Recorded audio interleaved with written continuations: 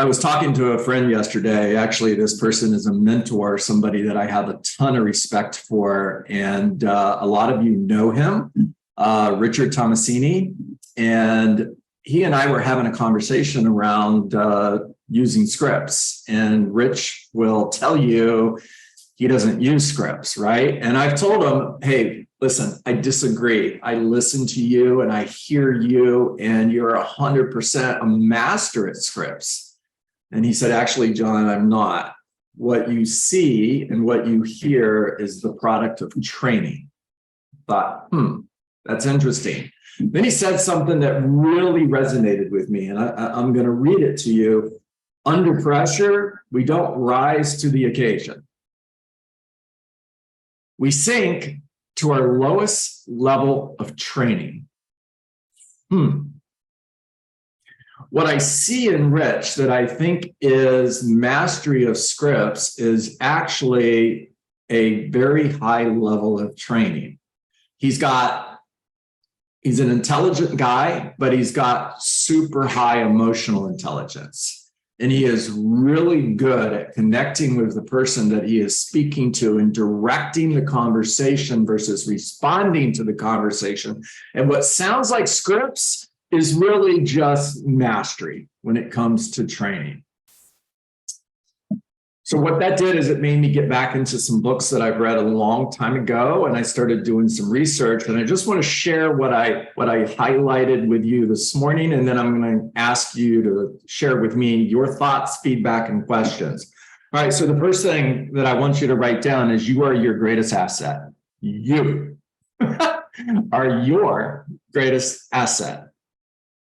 Put your time, effort, and money into training, grooming, and encouraging your greatest asset. Now, let me put that in a question form. Are you putting your time, money, and effort into training, grooming, and encouraging your greatest asset? And if you guys are being honest, the answer is going to be no. And how do I know that? Because I talk to you guys. And by the way, when I'm having conversations like this, a lot of times I'm speaking to myself, and you guys are just kind of here listening to me have a conversation with myself. I have to ask myself the question, am I putting my time, effort, and money into training, grooming, and encouraging me? And I put a lot of time into this. I block 2 to 3 hours a day for this, and I'm still not hitting the mark. So the answer is, I have room to grow. The next thing I want you to write down is no one limits your growth but you. I want you to write it down in present tense, present personal tense. In other words, no one limits my growth but me. If I want to earn more, I must learn more. If you're not earning what you want to earn, it's because you haven't learned what you need to learn. You haven't mastered the material at a level that is going to allow you to get to where you want to go. You see, there's no limit on any of us except for the limits we place on ourselves. And we place those limits by settling for mediocrity.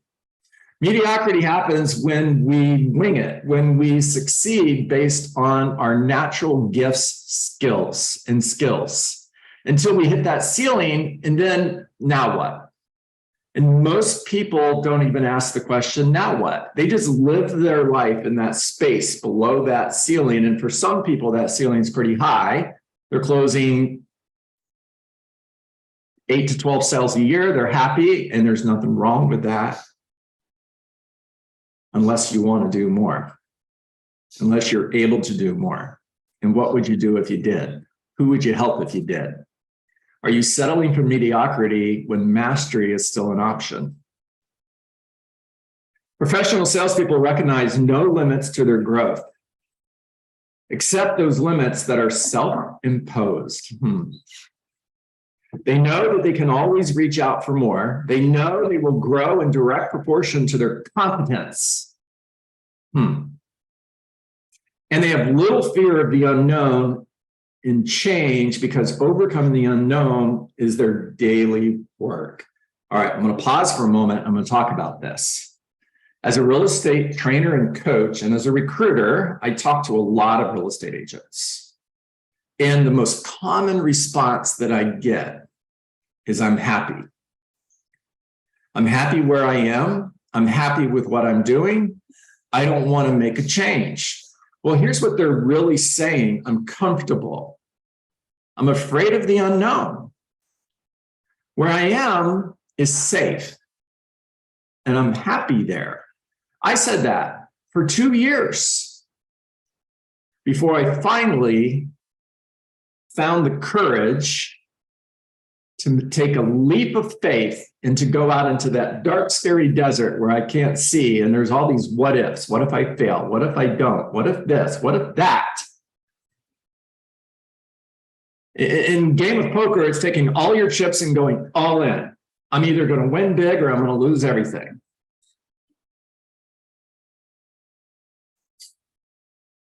We make excuses for staying where we are, for settling for mediocrity when greatness is a possibility.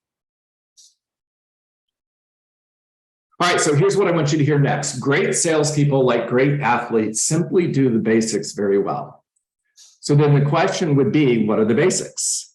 If great salespeople do the basics very well, then John, what are the basics? There's 7. I'm going to give them to you. Number 1, prospecting. You're like, oh my God, why did you start there? I hate prospecting. Can we go to number 2? If you don't like to prospect, it's because no one has taught you the professional way to do it. Be open-minded. Don't be closed-minded to this, okay? If you don't like to prospect, I get it. My question would be, what if you did? What if you loved it? What are you saying no to because you're saying no to prospecting? What if prospecting got you to break through that ceiling and now instead of 8 to 12 sales, you're 20, 24, 30 sales a year? You're making an additional $100,000, $150,000 a year. What would you do with that money? How would your life change? What would you do that you're currently not doing? Because you're closed-minded to the possibility that you might actually love prospecting if somebody had taught you the right way of doing it.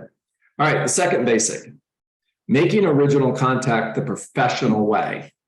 The key to success in selling is to refine your skills during these initial contacts to become memorable to the other folks and remember as much about them as possible so you can impress them even more on your second meeting. I'm hearing Ford, family, occupation, recreation, dreams. I'm also hearing the 4 laws of a database. Build your database, feed it every day, communicate with it in a systematic way, and service all the leads that come your way. So if I'm meeting Justin at a networking event or a party, it's like, hi, my name's John Dietz. Can I ask your name? I'm Justin. Awesome, Justin. What brings you to wherever we're at? Do you live in the area? How long have you lived here? When you bought your home, did you have a great real estate agent? What was their name? Would you work with them again? Why not? By the way, I'm a real estate agent. I like to keep my friends and family. You guys know the scripts. But we're not doing that because we don't have the confidence to do that. So we're not making great original contact. Ask questions. Learn as much about them as you can possibly learn. And as soon as you have an opportunity, write down everything that you learned so that you remember it. So the next time you can make an even greater impression. All right, number 3, qualification. Many salespeople spend most of their time talking to the wrong people. So the third basic of getting back to the basics, the third principle of getting back to the basics is qualification. Professionals make sure that they invest their time with the right people who can make yes decisions. Instead of expending it on the wrong people who can only make no decisions. Now you're going to say, John, wait a minute, that goes against everything you've been teaching us. No, it doesn't. Slow down for a moment. Listen to what I'm saying. Professionals make sure they invest their time with the right people who can make yes decisions. Okay, so the key word here is invest your time. I'm encouraging you, meet with for sale by owners, meet with expired listings, talk to potential buyers. And I'm looking for people who are ready, willing, and able. I'm going to classify them as A buyers or A sellers, somebody who is going to buy a home in the next 30 days, somebody who is going to list their home in the next 30 days. And I'm going to invest the majority of my time with those folks. It doesn't mean I'm saying no to everybody else.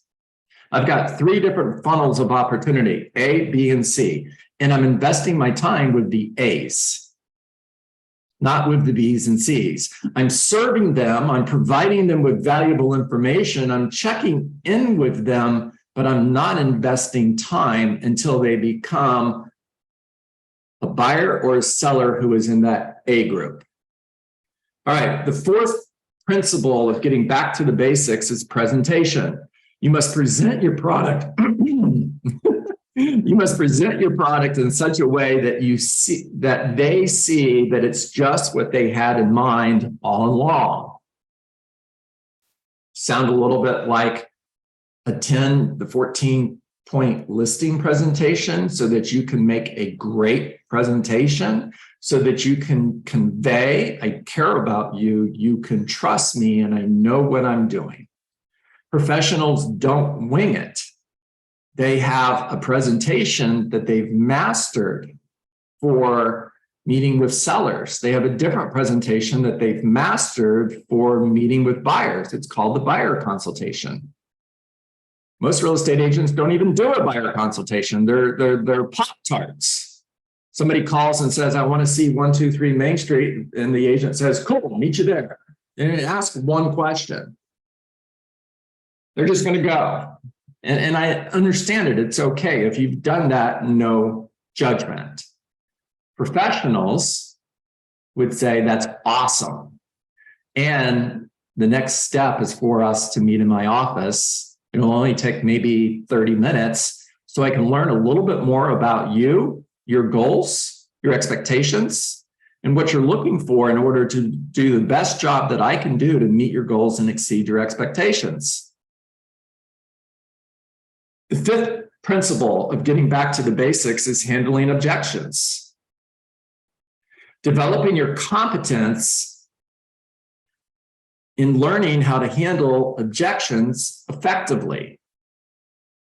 I'm hearing again, I have 3 responses for every objection that I'm ever going to hear, that I ever have heard. And I don't have to think, how am I going to overcome this? It's simply, which response is best? I'm reading this person. I'm using emotional intelligence. If I want to direct the conversation, and you can tell I'm excited, I can't talk. If I want to direct the conversation versus react or respond to what they're saying, what's the best response? Your commission's too high. Got it. And if I were willing to reduce my fee, would you hire me today? Yes, I would. Cool. So what I'm hearing when somebody asks me if I'm willing to negotiate my fee is how good of a negotiator I am. And the good news for you is I'm a great negotiator. You guys know the script. Yeah, it's a script, but it doesn't sound like a script because I've internalized it at a level where I own it. Now it's just a conversation. The 6th principle, getting back to the basics, is closing the sale. Many average to good salespeople prospect, make contacts, qualify, present, handle objections so well that they manage to get by without learning to close confidently. In other words, are you ready to get started? Yes, I am. Cool, let's go.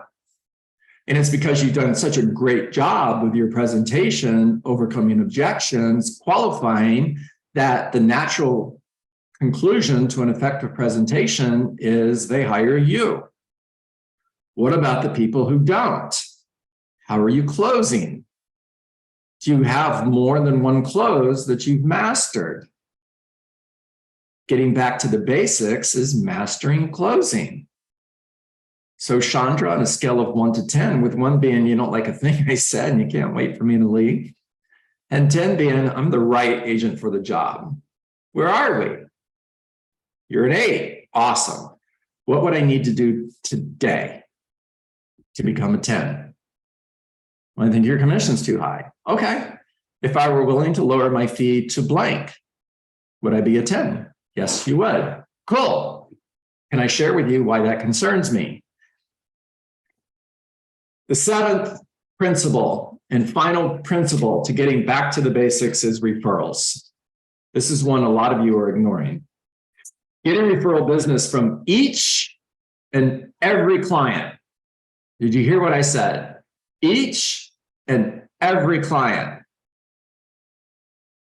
That is the 7th and final basic. If they're happy, they want somebody else to be happy too. Valerie, here's what I know. Valerie walked away, so let me go to somebody who's still here. Valerie's back. Valerie, here's what I know. At the end of this experience of selling your home, I'm going to ask you on a scale of 1 to 10, how did I do? How did I do when it comes to meeting your goals and exceeding your expectations? And if the answer is 10, if I met your goals and exceeded your expectations, do I have permission to ask a favor? Yes. Cool. If I've met your goals and exceeded your expectations, would you refer someone to me that you know who's thinking of buying or selling a home? Absolutely, John. I appreciate that. I really do. Now, I'm going to get to work meeting your goals and exceeding your expectations. Now, every time I deliver good news to Valerie, it's an opportunity to ask her, how am I doing? On a scale of 1 to 10, how's things going so far? It's a 10. Remember that conversation we had about referrals? Who do you know that's looking to buy or sell a home?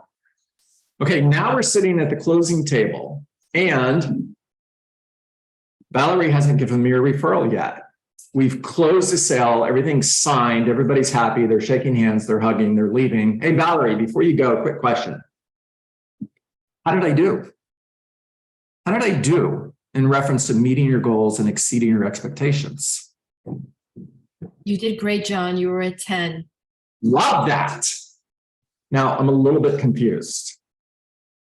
Oh, You shared with me that if I was a 10, you would give me a referral, remember? yes. And I don't think that I've got a referral from you so far. So it feels like maybe I failed at meeting your goals and exceeding your expectations. John, when I have someone that's looking to sell or buy, they will absolutely come your way. Okay. That's a good response, Valerie. And some of you are going, really, John? Yeah, really. And here's the conversation, guys. I'm listing Valerie's home today. It's going to take 30 days to get an offer and go under contract. It's going to take another 30 days to close. We've had 60 days. Has she talked to anybody that's thinking of buying or selling? She has. It's called the reticular activator. When you buy a new car and you bought a BMW, Lonnie, that's for you. You bought a BMW, all of a sudden everybody on the street is driving the same car you are. It's called the reticular activator. Now, because you're buying a home or because you're selling a home, your reticular activator is going to kick in and you're going to start talking to people who are selling, talking to people who are buying. It's just natural. When you do, if I'm meeting your goals and exceeding your expectations, would you agree? Would you promise me, have I earned the opportunity to get that referral? Now, in that 60-day period that it took to get to the closing table, guys, has Valerie spoken with somebody that could potentially be a referral? Yeah, she has. And it's called The Promise. You can look it up on YouTube. I didn't create this. It exists. Just The Promise. Referral, real estate referrals. That's all you have to type in. You'll find it. Basic. Get back to the basics. Follow these 7 principles of getting back to the basics. Invest your time, your money, your effort into your greatest asset, which is you. It's this space up here. Under pressure, we do not rise to the occasion. We sink to our lowest level of training. The reason there are so many mediocre real estate companies and so many mediocre real estate agents is because training, for the most part, in the real estate industry is mediocre. All right, I probably just got myself into trouble, but whatever. Talk to me. Hey, John, thank you. I had just had a thought. Yes. When you were talking about that and asking for the referral at the right after closing, I thought, oh my God, that's really uncomfortable. Because I want to end on a good note, like not having them think like, oh, I didn't do my job or something like that. Mhm. I was, and then it came to my head, like maybe there's a way to frame it in the beginning and talk about Mhm. that aspect. What's it called? Reverse something. When you buy a thing and then Particular activator. yes, say, okay, there's this principle. Let's see if it works. Yes. And then you start at the beginning and let's see if you hear of other people. And if you like what I'm doing during this time, please feel free to refer them during this time. And then at the end, you come back and you're like, did it work? You know, it's kind of like a fun game that you can play with your clients. You got it. That's it. Write it down, write it down, write it down. What she just said. Now, think about this for a moment. Beth, you close 20 sales in the next 12 months. I'm picking a number from the air. It's 30, it's 40, it's 60, it's 300, whatever it is. Now double it. If each and every single one of those gave you a referral, you just doubled your business, didn't you? Yeah, you did. And yes, Beth, you set it up in the beginning. That's exactly how you do it. Matter of fact, you even let them know, hey, by the way, when we're sitting at the closing table, I'll ask you again, did I do a great job? Have I earned the opportunity to receive a referral from you? It's a promise. You made a promise. They made a promise. Are you getting this? Sarah Carter, talk to me.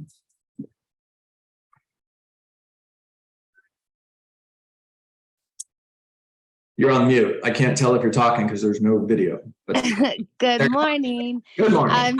So when you were going through those, I was thinking that there's such a difference between working on your business versus in your business. So really making sure that you're like when the role play is versus where am I pulling the scripts and where am I going to master this during the week, where I'm going to time block to be able to do all of this intentionally. Because when you went to those 7 things, I hope that everybody understands that those are not optional. Like this isn't pick or choose. Yeah. If you pick and choose, you will stay average. And if you want to sell more than the 20 homes a year, then you got to do all of that. What she just said, 100%. If you're baking a cake with 95% of the ingredients, it's going to be a pretty crappy cake. It just is. And 95% is a good number. I mean, that's an A in school, but it's not going to work when you're baking that cake. It won't work in your real estate business either. You have to have 100% of the right ingredients. Thank you, Tara. Valerie, talk to me. So I'm just curious, why is it that it feels uncomfortable to ask for the referral instead I feel they know I'm a realtor, I have a relationship with them.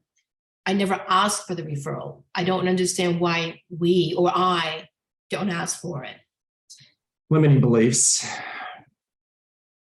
You have a block here that's stopping you.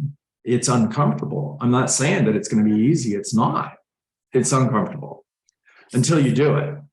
Do it enough, and it'll not only become comfortable, it'll become natural. Okay. You've earned the right, Valerie. You've earned the right. You really have.